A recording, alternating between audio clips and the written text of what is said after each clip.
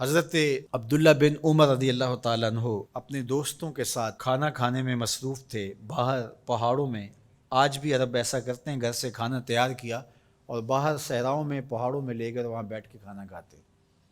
تو کھانا کھا رہے تھے تو ایک چرواہا بکریاں لے کے گزرا، تو آپ کے دل میں اس کے لیے محبت پیدا ہوئی، تو اس کو بلا کے کہا کہ تم بھی ہمارے ساتھ بیٹھ کے 2 لقمے لے لو۔ اس نے معذرت کی۔ آپ نے پھر کہا نہیں، 2 لقمے آپ ہمارے ساتھ لے لیجئے۔ تو اس نے کہا کہ میرا روزہ ہے، میں روزے سے ہوں۔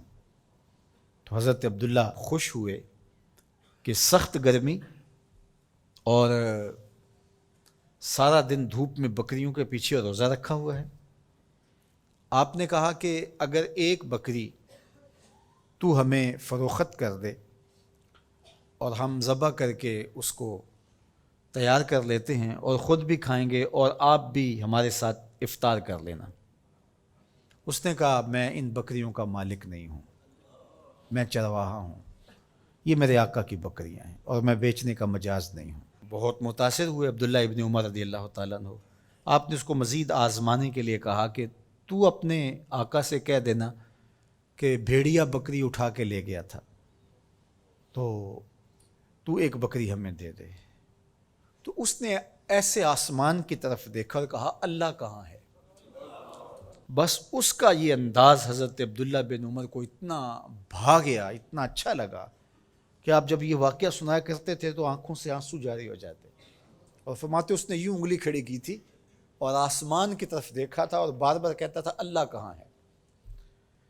خیر آپ واپس شہر آئے، اس کے مالک کو تلاش کیا اور کہا کہ اس غلام کو اور بکریوں کو من چاہی قیمت کے ساتھ مجھے فروخت کر دو۔ اس نے بکریاں اور غلام دونوں بیچ دیے۔ آپ نے غلام کو بلایا اور کہا کہ تو آج کے بعد آزاد ہے اور یہ بکریاں بھی تیری ملک ہوئیں۔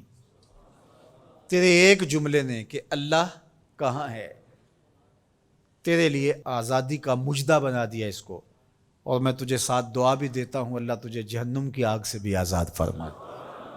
تو یہ یقین کہ میرا اللہ مجھے دیکھ رہا ہے، یہ اگر آپ کے ساتھ جڑ جاتا ہے تو پھر کسی کیمرے کسی سیکورٹی کی ضرورت نہیں ہے۔ یہ عقیدہ اتنا بڑا حصار ہے، عبادات میں بھی سرور دیتا ہے، اور یہ عقیدہ انسان کو گناہوں سے بھی محفوظ کرتا ہے اور بچاتا ہے۔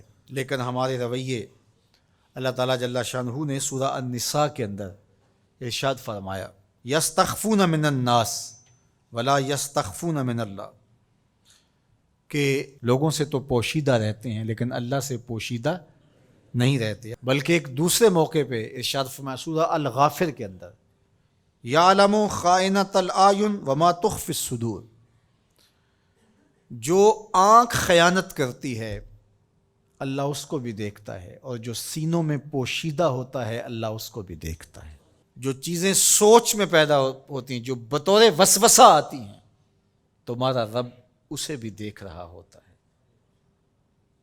حضرت عمر بن عبدالعزیز رضی اللہ تعالی عنہ فرمایا کرتے تھے کہ اپنی خلوتوں کو پاک رکھو، اللہ تمہارے ظاہر کو ستھرا کر دے گا۔ جس شخص کی خلوت پاکیزہ ہوتی ہے، عفت مآب ہوتی ہے، تو اس کے چہرے پہ خاص قسم کا نور ہوتا ہے۔ جو راتوں کی تنہائیوں میں اٹھ کے عبادت کرتا ہے اور اللہ کے حضور وہ الہا و زاری کرتا ہے، تو دن چڑھے اس کے چہرے کے اوپر اللہ تعالیٰ ایک خاص نور پیدا کرتا ہے جس سے لوگوں کو سرور ملتا ہے اور لوگوں کے دل میں اس کے لیے محبت پیدا ہوتی ہے۔ اور جو تنہائیوں میں جرم کرتا ہے، گناہ کرتا ہے، اور لوگوں کی نظر میں کوئی ایسی چیز ہوتی بھی نہیں ہے، تو لوگوں کے دل میں اس کے لیے نفرت پیدا کر دی جاتی ہے، لوگ اس سے دور ہٹنا شروع ہو جاتے ہیں۔ یہ دلوں کے سودے ہیں۔ تو اس لیے اپنی خلوتوں کو پاکیزہ کیجیے۔